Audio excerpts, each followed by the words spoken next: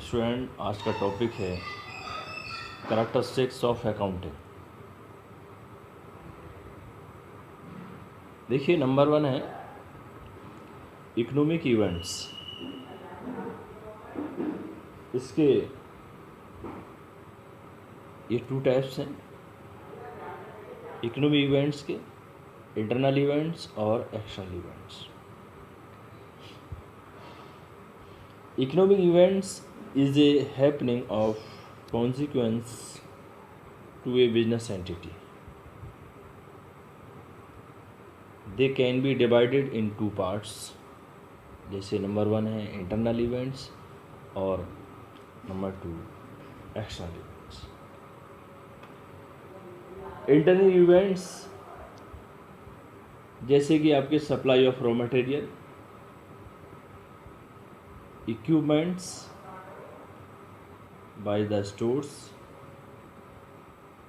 department to the manufacturing department, यानी जहाँ production हो रहा है, जिस इक्विपमेंट्स की वहाँ ज़रूरत है उसकी पूर्ति करना, प्रोडक्शन के रिगार्डिंग रॉ मटेरियल की पूर्ति करना, जिससे प्रोडक्शन प्रॉपर तरीके से हो सके। It is an economic event. Actional event देखिए, actional events is a transaction which involves the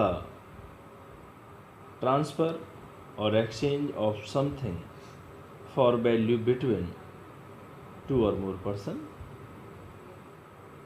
example के तौर पर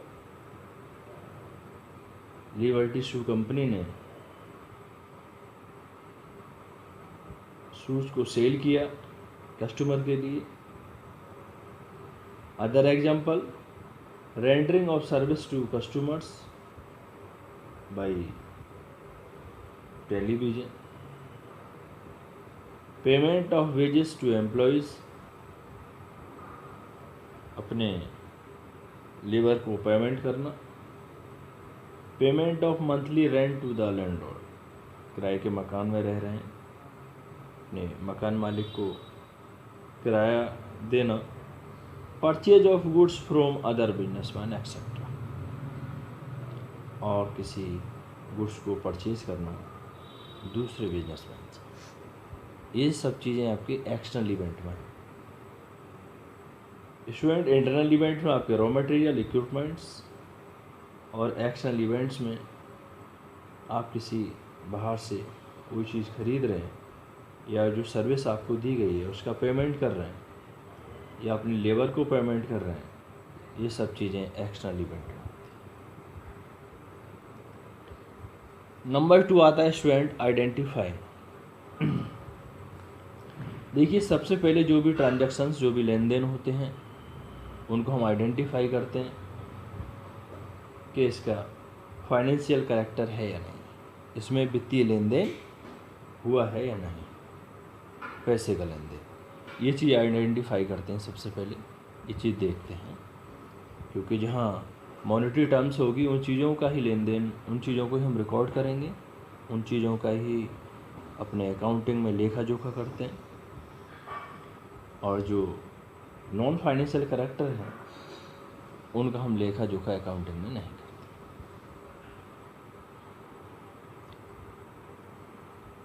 student, accounting records only those transactions and events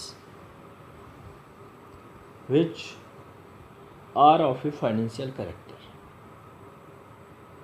Therefore, it is necessary to identify recordable economic events. Example के तौर पर,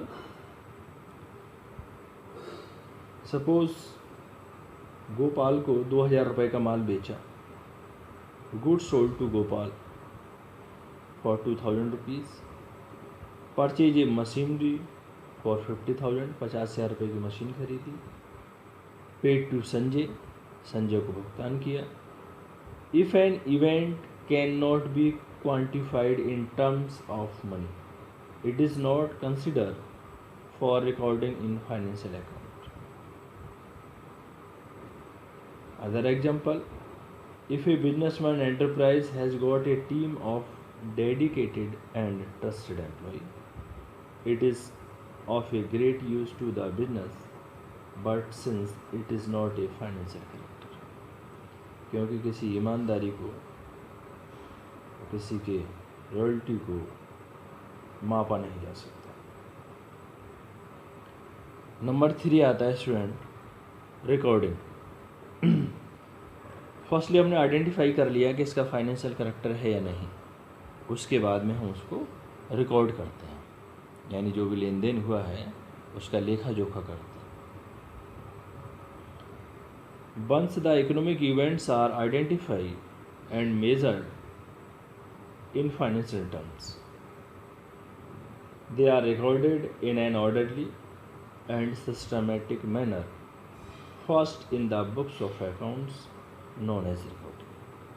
और जिन transactions को, जिन लेन then को हमने आइडेंटिफाई किया और उसका सिस्टमेटिक तरीके से ऑर्डरली वाइज उनको रिकॉर्ड करते हैं, और किसमें, जहाँ देखा जोखा कर रहे हैं प्रॉपर तरीके से अकाउंट्स में।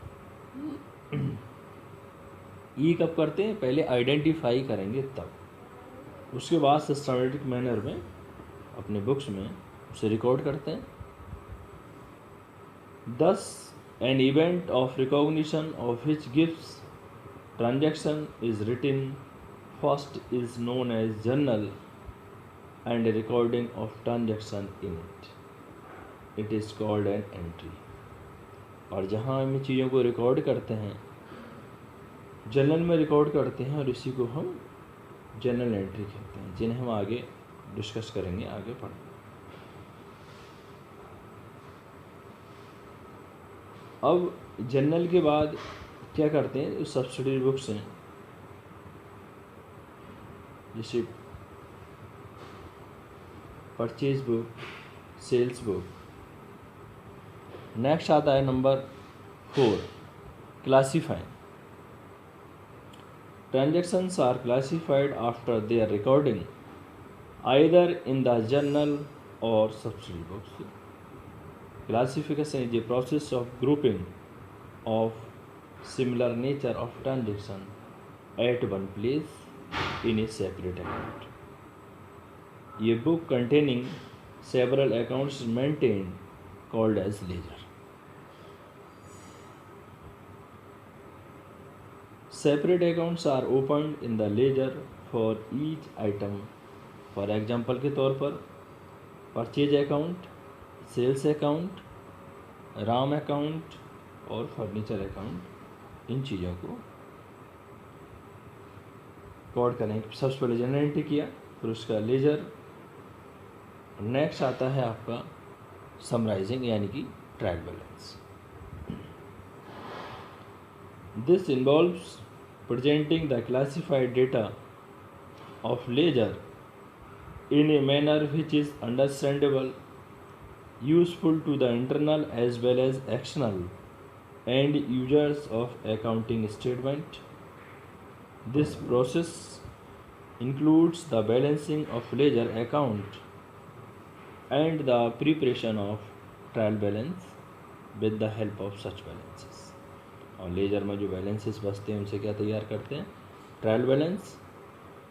और ट्रायल बैलेंस से क्या, फाइनल अकाउंट्स और फाइनेंशियल स्टेटमेंट में be prepared with the help of trial balance, which include trading account यानी व्यापार खाता, प्रॉफिट एंड लॉस अकाउंट लाभ हानि खाता, और बैलेंस शीट जो अपना आर्थिक चिट्ठा पड़ा होगा पहले। These final accounts present profit और loss, financial position of the business. और इससे हम लास्ट में क्या फाइंड आउट कर पाते हैं कि व्यापार की फाइनेंशियल पोजीशन कैसी है, उसकी वित्तीय स्थिति कैसी है। स्टूडेंट, इसके बाद नंबर 6 आता है measuring. All business transaction are recorded in terms of money. If a businessman bought 100 chairs, their value will be recorded। For example, if a business owns 25,000 of cash, 100 square feet of land, building in which there are 15 rooms, etc. Such item can be added or subtracted, and much more intangible and precious estimate about the asset of the business will be available. इसमें next आता है analysis and interpret. देखिए last में the recorded financial data, जिन चीज़ों को हमने जो भी लेन देन है उनको प्रॉपर तरीके से रिकॉर्ड रखा, उसके बाद में उन्हें एनालिसिस किया जाता है, इंटरप्रेट किया जाता है, that in a manner that users such as creditors, bankers, managers or proprietors etc. can make a meaningful judgment about the financial condition and profitability of the business operation. Next और last आता है communicating. It means giving and analyze and interpret data in sub forms, say in forms of financial reports or statement, to the end users of the financial information, that is insider like the officers and staff of the business, and outsiders like shareholders, creditors, government etc. Student आज के lecture में हमने इसकी accounting की characteristic के बारे में discuss किया। नेक्स्ट लेक्चर में हम इसके स्कोप और फंक्शन ऑफ अकाउंटिंग के बारे में डिस्कस करेंगे। Thank you student.